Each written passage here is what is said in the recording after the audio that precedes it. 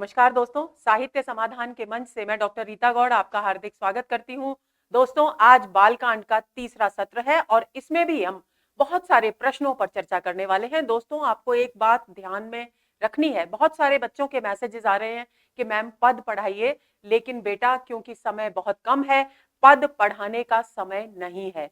खासतौर से first grade के संदर्भ में मैं ये बात कर रही हूँ।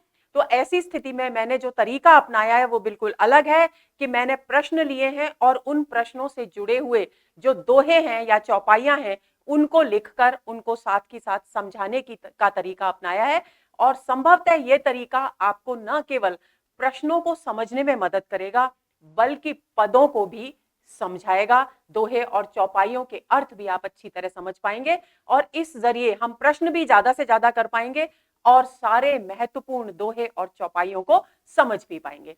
तो बिल्कुल निश्चिंत रहिए, किसी तरह का कोई स्ट्रेस लेने की जरूरत नहीं है, सब कुछ समय पर अच्छा होगा। इस विश्वास के साथ पढ़िए और आगे बढ़िए। तो चलिए शुरू करते हैं रघुपति राघव राजा राम का नाम लेकर आज का ये तीसरा सत्र। तो दोस्तों, सबसे पहला आज के सत्र का प्रश्न है, बंदौ संत समान चित हित अनहित नहीं कोय, अंजलिगत शुभ सुमन जिमि सम सुगंध कर दोय। प्रस्तुत पंक्तियों के विषय में असत्य कथन है। देखिए, 4 विकल्प आपको दिए गए हैं, इनमें से जो इस दोहे के लिए के संबंध में असत्य है उसे आपको छांटना है। पहला विकल्प है, संतों का कोई शत्रु या मित्र नहीं होता।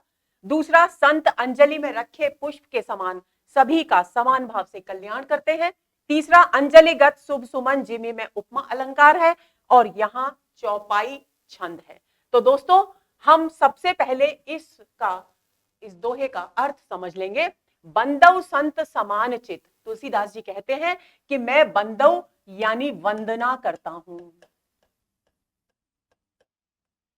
देखिए दोस्तों, एक बात और आप ध्यान में रख लेंगे कि ऊ के ऊपर जब चंद्र बिंदु लगे तो आप समझ लीजिए कि कवि स्वयं अपने विषय में बात कर रहा है। बंदौ ऊ का मतलब है मैं वंदना करता हूं। बंदौ संत समान चित, कि मैं समान भाव से जो संत हैं, जो सज्जन हैं इस सृष्टि में, इस पृथ्वी पर, उनकी वंदना करता हूं। क्यों? क्योंकि सभी के प्रति उनका चित्त, उनके हृदय की भावनाएं समान होती हैं, अर्थात वे भेदभाव नहीं करते। दूसरी बात, हित अनहित नहीं कोई, वे ना तो किसी का भला चाहते हैं और ना किसी का बुरा चाहते हैं। ये है शाब्दिक अर्थ है दोस्तों। अभिप्राय ये है कि हित का मतलब हुआ मित्र और अनहित का मतलब हुआ शत्रु, यानी उनका कोई भी शत्रु नहीं होता, कोई मित्र नहीं होता। सृष्टि के सभी मनुष्य उन समान होते हैं। कैसे एक समान होते हैं? अंजलि गत शुभ सुमन जिमि सम सुगंध कर दोए।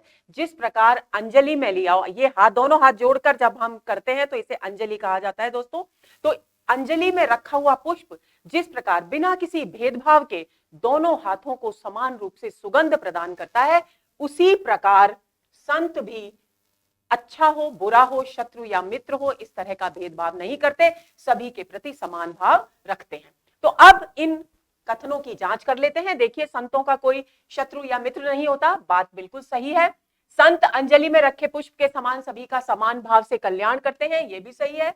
अंजलिगत शुभ सुमन जिमि में उपमा अलंकार है, यह भी सही है। दोस्तों, असत्य कथन है डी, यानी डी विकल्प सही उत्तर है।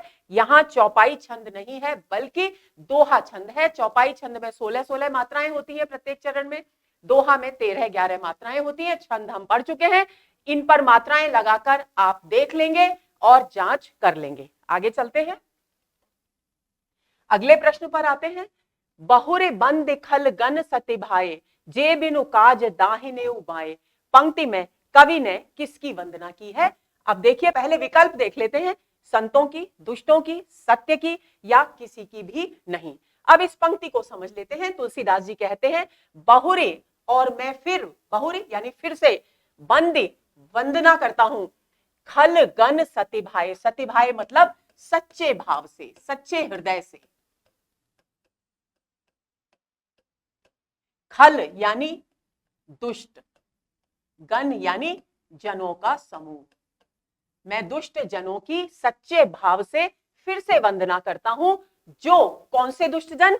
जे बिनु काज दाहिने उबाए, जो बिना ही कारण के यानी अकारण ही जो उनके बुरा नहीं सोचते, जो उनके पक्ष में हैं, जो अच्छे हैं, जो सच्चे हैं, दाहिने यानी दाहिने से दाहिना हाथ होता है और दाहिना हाथ को हम सीधा हाथ भी कहते हैं।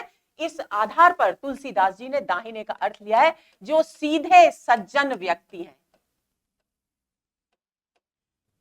उनके साथ बाएं यानी विपरीत, क्योंकि हम बाएं हाथ को क्या कहते हैं, उल्टा हाथ, तो बाएं यानी जो उनके साथ शत्रुता का व्यवहार करते हैं यानी विपरीत आचरण करते हैं। अब इसमें देखिए कवि ने किसकी वंदना की है, स्पष्ट हो गया है, संतों की, दुष्टों की, सत्य की या किसी की भी नहीं। तो बी विकल्प यहां बिल्कुल सही उत्तर है। इसकी दोस्तों अगली जो पंक्ति है वो है परहित हानि लाभ जिन केरे, यानी कौन से दुष्ट व्यक्ति, जो व्यक्ति दूसरों को हानि पहुंचाने में ही अपना लाभ समझते हैं।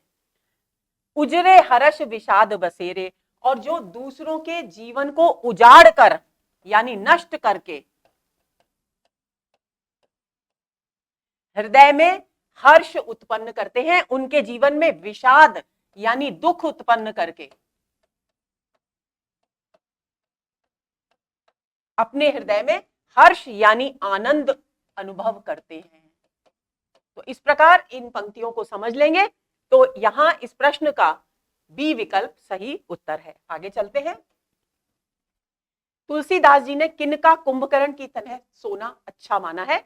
विकल्प है जो तेज, अग्नि और क्रोध में यमराज के समान है। इसको मैं कर यहां पर मैं जोड़ लेंगे, जो तेज में अग्नि और क्रोध में यमराज के समान है। पाप और पुण्य, पाप और अवगुणों के धन में जो कुबेर के समान धनवान है, जो सदा दूसरों के हित का नाश करते हैं, या उपर्युक्त सभी। अब दोस्तों ये प्रश्न जिस पर बनाया गया है वो पंक्तियां हैं नीचे। तेज कृसानु रोष महिषेसा, अघ अवगुण धन धनी धनेसा। इसको समझ लेंगे। जो तेज में कृषाणु यानी अग्नि के समान है, रोष यानी क्रोध में, महेशेसा यानी यमराज के समान है, जो अघ यानी पाप और बुरे गुणों के धन से धनी है, संपन्न है। किसके समान संपन्न है? जिस प्रकार कुबेर, धनेशा यानी कुबेर, जिस प्रकार कुबेर अथाह धन संपत्ति के मालिक हैं, धन की दृष्टि से धनवान है, उसी तरह से जो मनुष्य पापों के समूह यानी बुराई और अवगुण और पाप कर्म, इन सब में कुबेर के समान संपन्न है। उदय केत समहित सबही के, और जो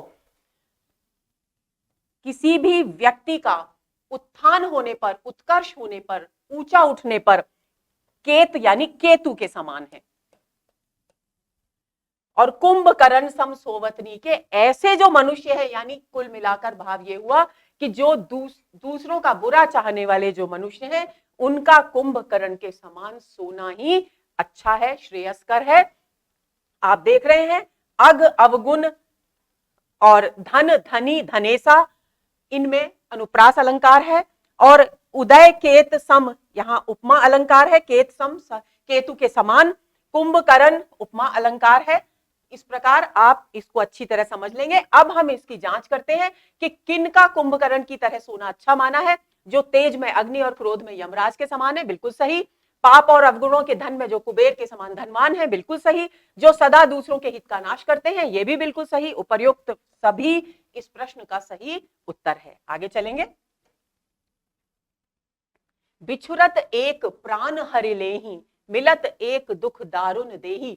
पंक्ति संबंधित है ए प्रियजनों से, बी संत असज्जन से, परिवारी जनों से, या मित्रों से। तो दोस्तों यहां बी विकल्प सही उत्तर है, क्योंकि यहां पर संतों और असंतों यानी बुरी प्रवृत्ति वाले और अच्छी प्रवृत्ति वाले यानी सज्जन और असज्जन व्यक्तियों के विषय में चर्चा कर रहे हैं तुलसीदास जी। और वो कहते हैं कि बिछुरत एक प्राण हर लेहि, कि जब सज्जन व्यक्ति, इन एक का मतलब है यहां सज्जन, यानी यहां सज्जन व्यक्तियों की बात की जा रही है। बिछुरत एक यानी संत और असंत व्यक्ति इस प्रकार के होते हैं जिनमें से एक व्यक्ति जब बिछुड़ता है तो ऐसा लगता है मानो हमारे प्राण ही निकल गए हों। मिलत एक, और असज्जन जो व्यक्ति है, यहां एक शब्द असज्जन व्यक्तियों का बोधक है, और असज्जन व्यक्ति यानी बुरे व्यक्ति यानी दुष्ट व्यक्ति जब मिलते हैं तो वे अत्यंत दारुण यानी बहुत अधिक दुख देही यानी देते हैं। इसकी अगली पंक्ति, बंदौ संत, ये पहली पंक्ति है दोस्तों, ये दूसरी है। बंदौ संत असज्जन चरणा, तुलसीदास जी कहते हैं कि मैं संत और असज्जन व्यक्तियों के चरणों की वंदना करता हूं। बंदौ, यहां पर चंद्र बिंदु रह गया है। दुखप्रद उभय बीच कछु बरना, कि मैं दोनों की वंदना करता हूं, दोनों ही कष्ट देते हैं। दुखप्रद उभय, उभय मतलब दोनों, दोनों ही कष्ट देते हैं, लेकिन उनमें कुछ भिन्नता है, अंतर है, उनके कष्ट देने में अंतर है। क्या अंतर है, उसकी चर्चा इस पंक्ति में की गई है कि एक व्यक्ति बिछुड़ने पर दुख देता है और दूसरा व्यक्ति मिलने पर दुख देता है। इस प्रकार यहां पर संत और असज्जन व्यक्तियों की वंदना तुलसीदास जी के द्वारा की गई है, और ये पंक्ति संबंधित है संत और असज्जन व्यक्तियों से। आगे चलते हैं। उपजहि एक संग जग माही, जलज जौक जिमि गुण बिलगाही, सुधा सुरासम साधु असाधु, जनक एक जग जलद अगाधु। में कौन सा अलंकार है? विकल्प है अनुप्रास, उपमा, रूपक या फिर उपर्युक्त सभी। तो देखिए, उपजहि एक संग जग माही, इसको समझ लेंगे पहले कि अच्छे और बुरे दोनों व्यक्तियों की यहां चर्चा की जा रही है, यानी संत और असज्जन व्यक्तियों की चर्चा की जा रही है, और कहा जा रहा है, तुलसीदास जी कहते हैं कि ये दोनों उपजहि यानी उत्पन्न होते हैं, जग माही यानी संसार, माही यानी मैं, एक साथ उत्पन्न होते हैं। कैसे उत्पन्न होते हैं एक साथ? जलज जौक जिम गुण बिलगाही, जिस प्रकार कमल भी जल में उत्पन्न होता है और जौक भी जल में उत्पन्न होता है, लेकिन दोनों के गुण अलग अलग होते हैं। बिलगाही यानी अलग अलग होते हैं, भिन्न होते हैं। उसी प्रकार जो संत, सज्जन और असज्जन व्यक्ति हैं, वे इस एक ही संसार में उत्पन्न होते हैं, लेकिन उनका स्वभाव, उनकी प्रकृति, उनके गुण अलग अलग होते हैं। सुधा सुरासम साधु असाधु, जनक एक जग जलधि अगाधु। अब इस पंक्ति को समझ लेंगे कि सुधा यानी अमृत, सुरा यानी मदिरा के समान साधु यानी सज्जन संत व्यक्ति और असाधु यानी असज्जन व्यक्ति होते हैं, और इनका जनक यानी जन्म देने वाला एक संसार रूपी सागर है। जग जलधि यानी संसार रूपी सागर।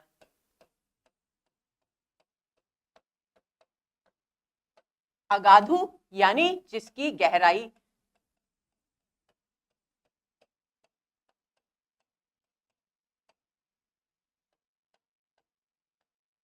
था नहीं ली जा सकती।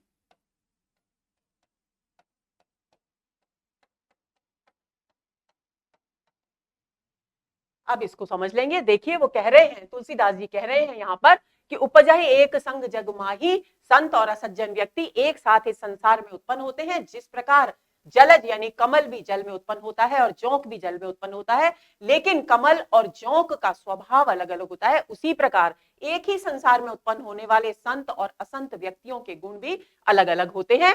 सुधा सुरासम साधु असाधु, और ये सज्जन साधु, सज्जन और असाधु असज्जन, ये दोनों व्यक्ति अमृत के समान, यानी साधु तो अमृत के समान होते हैं और असाधु सुरा के समान, मदिरा के समान, शराब के समान होते हैं। क्यों? क्योंकि अमृत क्या करता है? जीवनदायी होता है, कल्याणकारी होता है, लेकिन मदिरा प्रमाद, आलस्य और दुर्गुणों का विकास करती है। जनक एक जग जलहि अगाधु, अब ये दोनों ही वस्तुएं यानी सुधा और सुरा और साधु और असाधु, ये दोनों एक ही संसार में उत्पन्न, संसार रूपी सागर में उत्पन्न हुए हैं। दोस्तों ध्यान देना है, संसार रूपी सागर में उत्पन्न इनको क्यों कहा है? ये रूपक कवि ने क्यों प्रस्तुत किया? उसका कारण है कि ऐसा माना जाता है कि समुद्र मंथन से ही अमृत निकला था और समुद्र मंथन से ही विष निकला था, समुद्र मंथन से ही मदिरा यानी वारुणी यानी शराब निकली थी, ऐसा माना जाता है। इसीलिए यहां तुलसीदास जी ने जग को यानी संसार को संसार रूपी सागर कहकर संबोधित किया है। तो अब यहां पर अलंकारों की जांच करते हैं। देखिए, स वर्ण की बार बार आवृत्ति हो रही है, तो अनुप्रास अलंकार हो गया। सुधा सुरा सम साधु असाधु यानी उपमा अलंकार हो गया, और जग जलधि जग संसार रूपी सागर यानी रूपक अलंकार भी हो गया, यानी डी विकल्प यहां बिल्कुल सही उत्तर है। उपर्युक्त सभी विकल्प यहां सही है। आगे चलते हैं। जड़ चेतन गुण दोष में विश्व कीन अवकरतार, संत हंस गुण गहे पय परिहरि बारे बेकार। पंक्तियों का अभिप्रेत अर्थ है कर्ता गुण और दोष युक्त दोनों कार्यों को करता है। जगत जड़ चेतन रूप है। विधाता ने संसार को विचित्र विरोधी स्थितियों से सजाया है। चराचर जगत को विधाता ने गुण दोष युक्त बनाया है, किंतु सज्जन दोष त्याग कर गुण ही अपनाते हैं। इस पंक्ति को समझ लेंगे। तुलसीदास जी कह रहे हैं कि कर्तार यानी ईश्वर, विधाता, करने वाला, उसने इस विश्व को यानी संसार को जड़ चेतन से युक्त और गुण दोष से युक्त बनाया है। संत, लेकिन जो सज्जन व्यक्ति होते हैं वे हंस के समान गुणों को गहन यानी ग्रहण करते हैं। जिस प्रकार हंस पय यानी दूध को ग्रहण करता है और जल को छोड़ देता है, उसी प्रकार जो संत व्यक्ति हैं वो दूध रूपी गुणों को ग्रहण करते हैं और जल रूपी दोषों को त्याग देते हैं, उन्हें छोड़ देते हैं। अब देखेंगे कि पंक्तियों में कौन से विकल्प में इस संपूर्ण सारी पंक्तियों का सही उत्तर या सही अर्थ प्रस्तुत किया गया है। देखिए, कर्ता गुण और दोष युक्त दोनों कार्यों को करता है, ये तो बिल्कुल ही गलत कथन है। जगत जड़ चेतन रूप है, ये बिल्कुल सही कथन है। विधाता ने संसार को विचित्र विरोधी स्थितियों से सजाया है, ये भी बिल्कुल सही कथन है, क्योंकि जड़ चेतन एक दूसरे के विरोधी होते हैं, यानी चेतन मतलब सजीव, जड़ मतलब निर्जीव। और गुण और दोष भी होते हैं संसार में, यानी विपरीत स्थितियों से सजाया है विधाता ने, ये भी बात बिल्कुल सही है। अब आते हैं, चराचर जगत को विधाता ने गुण दोष युक्त बनाया है, किंतु सज्जन दोष त्याग कर गुण ही अपनाते हैं। डी विकल्प में दोस्तों सारी बातें आ गई हैं, सारा अभिप्रेत अर्थ अभिव्यक्त हो गया है। अब ये प्रश्न मैंने यहां इस तरीके से इसलिए बनाया है ताकि आप अभिप्रेत अर्थ वाले प्रश्नों में से सही विकल्प कैसे चुनना है उसकी जांच कर सकें। तो देखिए, यहां जड़ चेतन वाला भी सही है, लेकिन पूरी तरह से सही नहीं है। विधाता ने संसार को विचित्र विरोधी स्थितियों से सजाया, ये भी सही है, लेकिन पूरी तरह सही नहीं है। तो केवल और केवल डी विकल्प ही ऐसा है जो पूरे अभिप्रेत अर्थ को यहां व्यक्त करता है। ऐसी स्थिति में डी विकल्प बिल्कुल सही उत्तर है। तो दोस्तों, हम इस तरीके से तुलना करके, जब हमें एक जैसे कई विकल्प दिखाई दे प्रश्न में, तो हम तुलना करेंगे कि कौन सा सबसे सटीक है और उसके बाद ही हम उत्तर को चिन्हित करेंगे। तो डी विकल्प इस प्रश्न का सही उत्तर है। आगे चलते हैं। सज्जन सुकृत सिंधु सम कोई, देख पूर्व विदु बाढ़ई जोई। पंक्ति में कवि ने सज्जन को सिंधु के समान क्यों बताया है? ए, विचारों की गहराई के कारण, बी, दूसरों की उन्नति देखकर प्रसन्न होने के कारण, सी, समुद्र के समान विशाल हृदय होने के कारण, या इनमें से कोई नहीं। अब दोस्तों पहले इस पंक्ति को समझ लेते हैं, और इसकी जो आगे की पंक्ति है वो ये पंक्ति है। देखिए, जग बहु नर सर सरि सम भाई, कि ये संसार में, ये जो संसार है इसमें जो नर हैं, मनुष्य हैं, वो सर सरी यानी सर मतलब तालाब और सरी मतलब नदी के समान है। तुलसीदास जी कहते हैं कि इस संसार में बहुत सारे लोग हैं और अधिकांश लोग इस संसार के तालाब और नदी के समान है। तालाब और नदी के समान क्यों कहा है?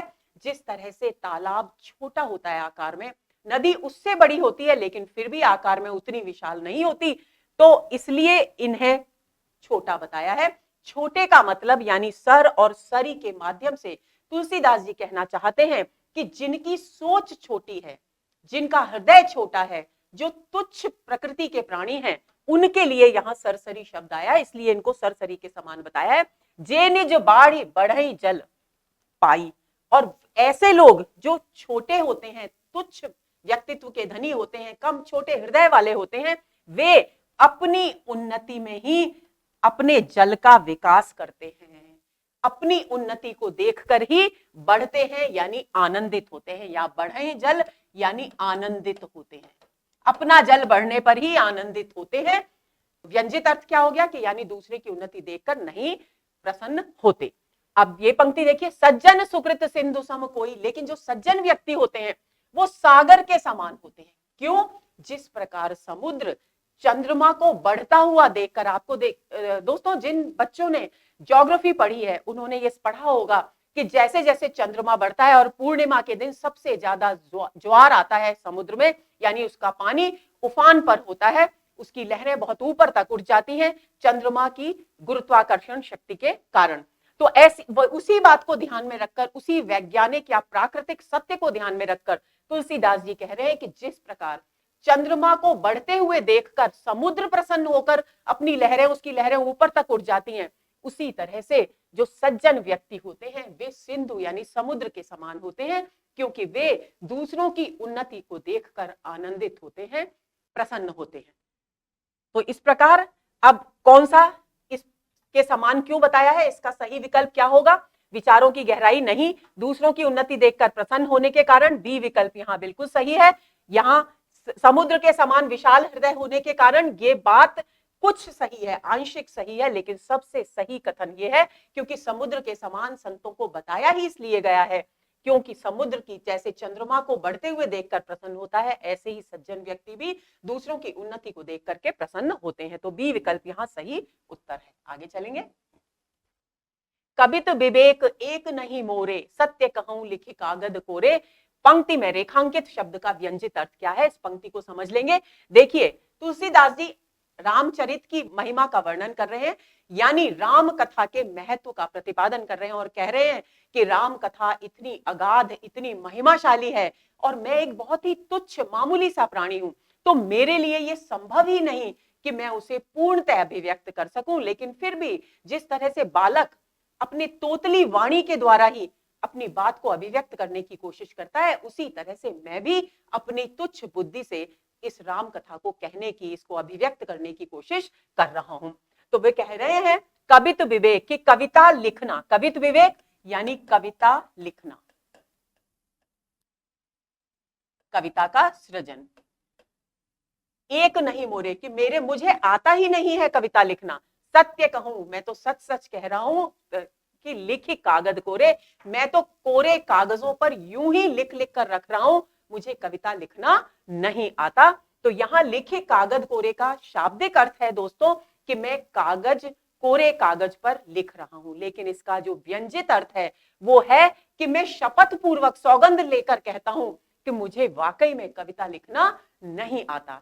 ये अर्थ क्यों है दोस्तों? जैसे हम कभी अपनी कोई बात कहते हैं, आजकल तो आप कहते होंगे कि ये बात उतनी ही सच है, मैं स्टाम्प पेपर पर लिख कर देता हूं। तो स्टाम्प पेपर ये आज के युग का शब्द है, लेकिन उस वक्त कोरे कागज पर लिखकर देने का मतलब था कि ये बहुत ही प्रामाणिक सत्य है, मैं शपथ पूर्वक इस बात को कहता हूं, सौगंध लेकर कहता हूं। उसके लिए ये शब्द इस्तेमाल उस समय किए जाते थे तुलसीदास जी के समय। तो लिखे कागज कोरे का अर्थ हुआ शपथ पूर्वक लिखकर देता हूं, यानी ये सत्य है, इसकी मेरी पूरी जिम्मेदारी है। तो ए विकल्प यहां बिल्कुल सही उत्तर है। बी मेरा हृदय कोरा है, नहीं, मैं कोरे कागज पर कविता लिख रहा हूं, ये तो बहुत ही मामूली सा शाब्दिक सा अर्थ है जिसे तुलसीदास जी यहां व्यक्त करना नहीं चाहते, बल्कि पहले कथन को, पहले विकल्प को ही यहां कहना चाहते हैं। कविता लिखना मेरे वश की बात नहीं है, ये बात भी सही है, लेकिन लिखे कागज कोरे रेखांकित है शब्द और उसी का अर्थ यहां पूछा गया है। तो ऐसी स्थिति में ए विकल्प इस प्रश्न का सही उत्तर है। आगे चले। भनिति विचित्र सुकविकृत जो, राम नाम बिन सोह न सोऊ, विधु बदनी सब भांति संवारी, सोह न बसन बिना बर नारी। पंक्तियों में कौन सा अलंकार है, पंक्तियों को समझ लेंगे। देखिए दोस्तों, जहां कहीं भी रामचरितमानस में भनति आए उसका अर्थ है कविता। भनत जो शब्द होता है उसका शाब्दिक अर्थ होता है कहना, और क्योंकि पुराने समय में कविता कही जाती थी, आज भी कविता कही जाती है, इसलिए उसके लिए अवधी भाषा में शब्द हो गया है भनिति। भनिति यानी कही गई बात, यानी कविता। तो भनिति विचित्र सुकविकृत जो, कि कविता बहुत विचित्र है, यानी कितने भी अच्छे कवि के द्वारा, सुकवि यानी कितने भी अच्छे कवि के द्वारा कविता क्यों न लिखी जाए, कविता कितनी भी अद्भुत क्यों न हो, लेकिन यदि उसमें राम का नाम नहीं है तो सोह न सोऊ, तो वो शोभायमान नहीं होती।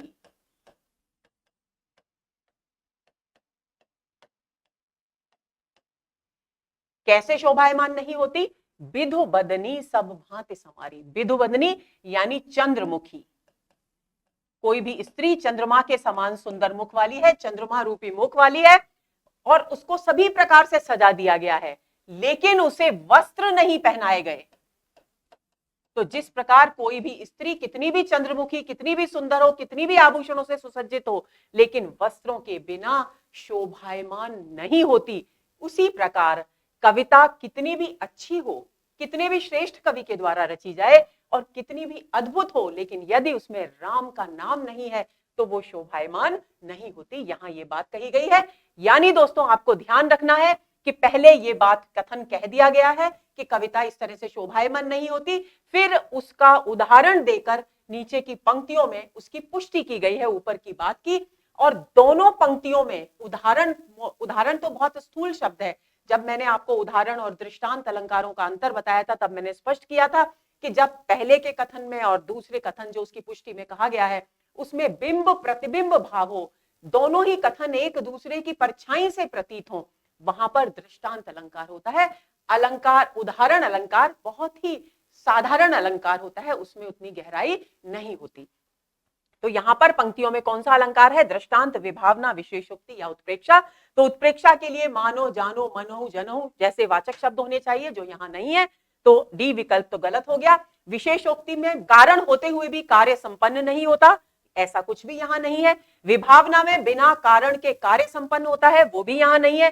तो अब ए विकल्प यहां इस प्रश्न का सही उत्तर है। यहां दृष्टांत अलंकार है, लेकिन दोस्तों यहां विधु बदनी में रूपक अलंकार भी है और सोह न सोह में अनुप्रास अलंकार भी है, और इसी प्रकार बसन बिना बर में भी अनुप्रास अलंकार है। तो क्योंकि विकल्प में रूपक और अनुप्रास नहीं है, इसलिए आपको दृष्टांत चुनना है, और अगर ये तीनों एक साथ आए तो उपयुक्त सभी विकल्प ही सही होगा। इतने तो समझदार आप हैं। आगे चलें। गिरा ग्राम्य सिए राम जस गावहि सुनहि सुजान। पंक्ति में रेखांकित शब्द का क्या अर्थ है? गिरा ग्राम्य रेखांकित शब्द है, वाणी, कविता, ग्रामीण भाषा, संतों की भाषा। तो दोस्तों गिरा ग्राम्य का यहां पर अर्थ है ग्रामीण भाषा। गिरा मतलब वाणी होता है, गला होता है, वाणी यानी भाषा। कवियों की वाणी का मतलब क्या है? भाषा। और ग्राम्य यानी ग्रामीण।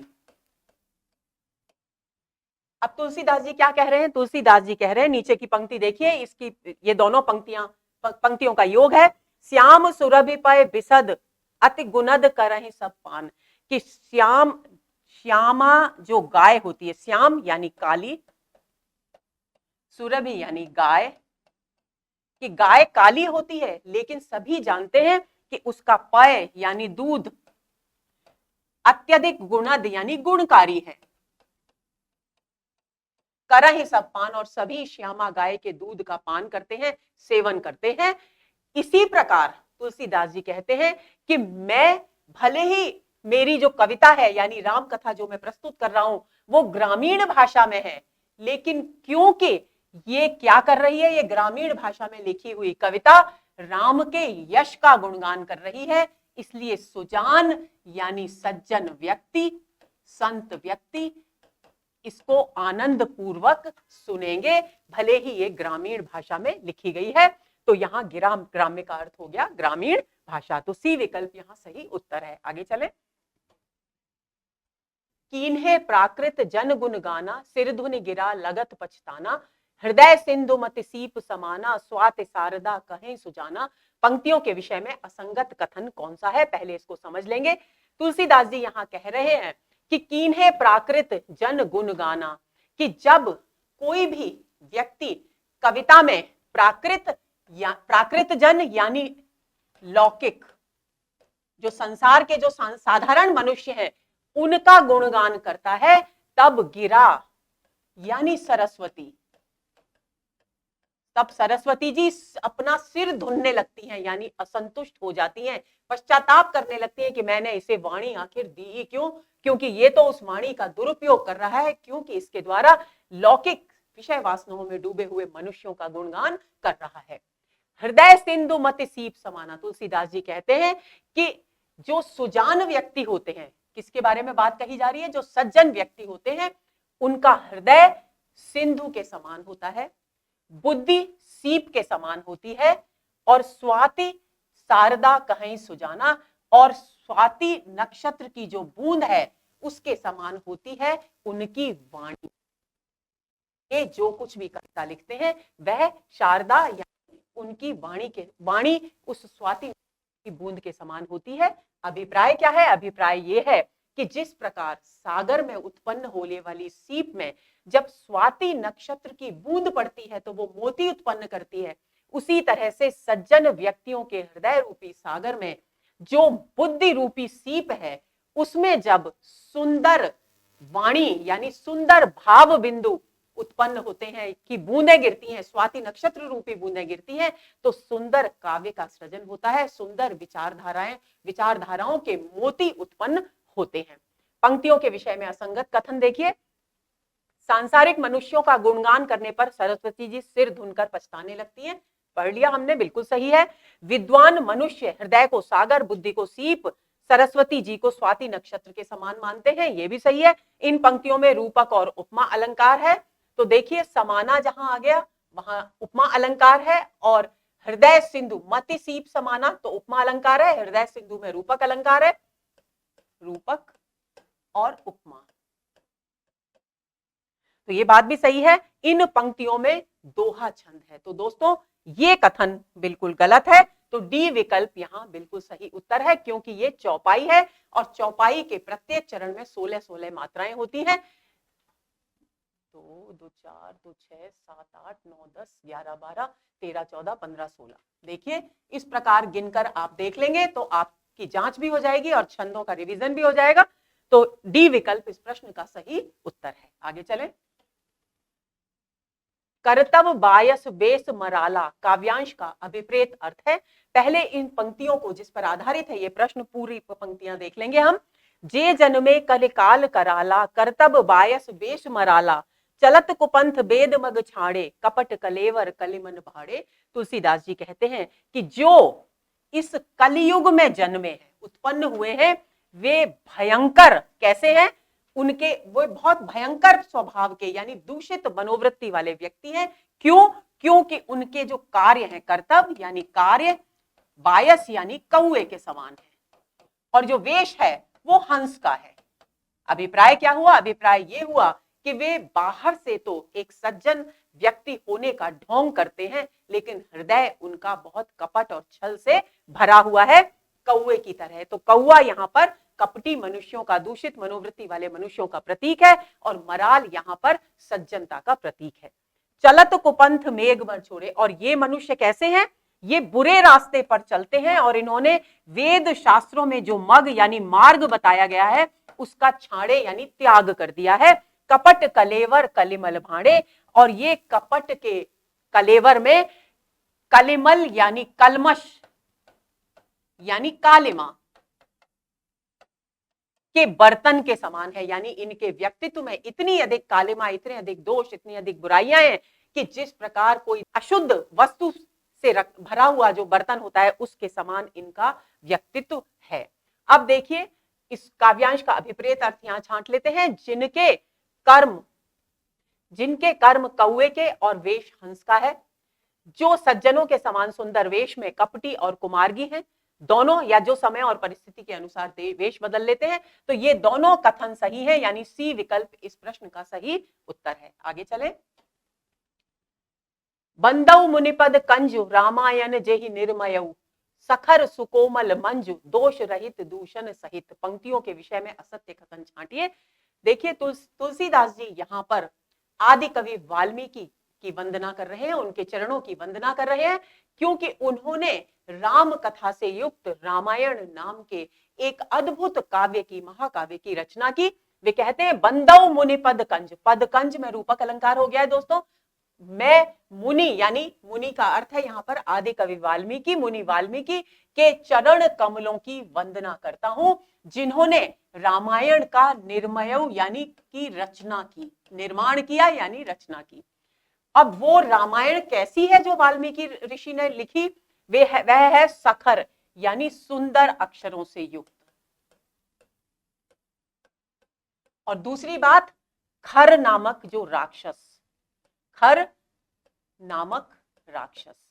यानी एक शब्द के दो अर्थ हो गए हैं, तो विश्लेष अलंकार हो गया है।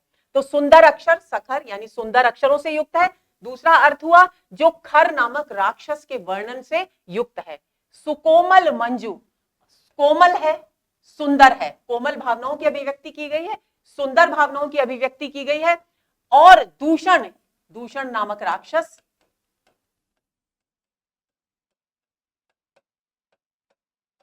और दूषण का दूसरा अर्थ हो गया दोष। जो अब यहां भी श्लेष अलंकार हो गया, यानी सखर और दूषण दोनों शब्दों में श्लेष अलंकार है कि दोषों से युक्त है।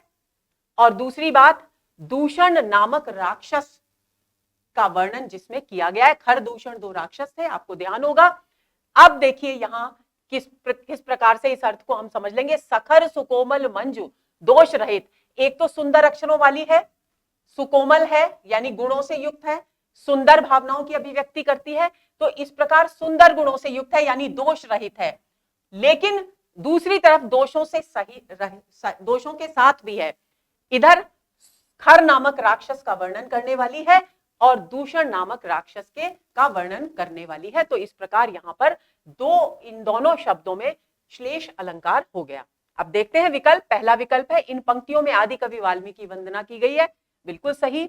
ये पंक्तियां सोरठा छंद में निबद्ध है, ये भी बिल्कुल सही। इन पंक्तियों में श्लेष, विरोधाभास, अनुप्रास और रूपक अलंकार है, ये भी सही। इन पंक्तियों में कवि ने अपनी अल्पज्ञता व्यक्त की है। तो यही दोस्तों असत्य कथन है, क्योंकि यहां कवि ने ऐसा कुछ भी नहीं कहा है जिससे कि कवि की अल्पज्ञता व्यंजित हो या अभिव्यक्त हो। ये बात अलग है कि रामचरितमानस की अनेक चौपाइयों में हमको ये देखने को मिलता है, अनेक दोहों में ये देखने को मिलता है जहां कवि अपने आप को अल्पज्ञ मानते हैं। अभी पहले ही पिछले प्रश्नों में हम इस बात की चर्चा भी कर चुके हैं, लेकिन यहां पर इस तरह की कोई चर्चा नहीं की गई है। तो देखिए यहां श्लेष अलंकार मैंने आपको बता ही दिया। अनुप्रास स वर्ण की आवृत्ति हो रही है, तो अनुप्रास है द वर्ण की आवृत्ति हो रही है। अनुप्रास है, रूपक अलंकार पदकंज में हो गया है। और विरोधाभास अलंकार कैसे है? विरोधाभास अलंकार है कि दोष गुण दोष रहित होकर भी दोष से युक्त बताया गया है रामायण को। तो ऐसी स्थिति में यहां दो विरोधी स्थितियों का वर्णन है, तो विरोधाभास अलंकार हो गया। तो डी विकल्प इस प्रश्न का सही उत्तर है। आगे चलते हैं। राम नाम मन दीप धरो, जीह देहरी द्वार, तुलसी भीतर बाहरे जो चाह से उजियार। दोहे का मूल प्रतिपाद्य क्या है, इसको समझ लेंगे। तुलसीदास जी कह रहे हैं कि हे मनुष्य, यदि तू चाहता है कि तेरे बाहर का वातावरण भी प्रकाशित हो, उजाला हो, यानी सद्गुणों से युक्त हो, और तेरा अंतःकरण भी सद्गुणों से युक्त हो, तो तुझे क्या करना होगा? राम नाम की जो मणि का दीपक है उसे अपनी जीह यानी जीभ की देहरी पे रखना पड़ेगा। जीभ नामक द्वार की देहरी पर रखना पड़ेगा। तुलसी भीतर बाहर जो चाह से उजियार। और इसका परिणाम क्या होगा? तुलसीदास जी कहते हैं कि फिर बाहर और अंदर दोनों तरफ प्रकाश ही प्रकाश व्याप्त हो जाएगा। तो दोस्तों यहां राम नाम की जो मणि है, उसको, राम नाम को मणि रूपी दीपक के समान बताया गया है। और जो जिह्वा है, क्योंकि वो मुख का प्रवेश द्वार होती है, तो उसे देहरी, घर की देहरी, जहां से हम घर में प्रवेश करते हैं या किसी कमरे में प्रवेश करते हैं, तो उस देहरी के समान जिह्वा को यहां बताया गया है। तो अब देखिए विकल्प क्या है। राम नाम की महिमा का गुणगान किया गया है, कविता का गुणगान किया गया है, अंतर्ज्ञान का महत्व बताया गया है, या प्रकाश की सर्वव्यापकता का प्रतिपादन किया गया है। तो ए विकल्प यहां इस प्रश्न के विषय में, इस प्रश्न का सही उत्तर है, क्योंकि यहां पर राम नाम की महिमा का गुणगान किया गया है कि व्यक्ति अगर राम के नाम को अपनी जिह्वा पर बिठा ले, यानी हमेशा राम के नाम का जप करे, तो उसके अंतर में और उसके बाहरी परिवेश में सर्वत्र प्रकाश ही प्रकाश व्याप्त हो जाएगा। आगे चलते हैं। राम एक तापस्तीय तारी पंक्ति में किस नारी के उद्धार की बात की गई है? ये पंक्तियां यहां इस प्रकार से हैं। राम एक तापस्तीय तारी, नाम कोटिखल कुमति सुधारी। तुलसीदास जी कहते हैं कि राम ने एक तपस्वी की, एक ऋषि की, तीय यानी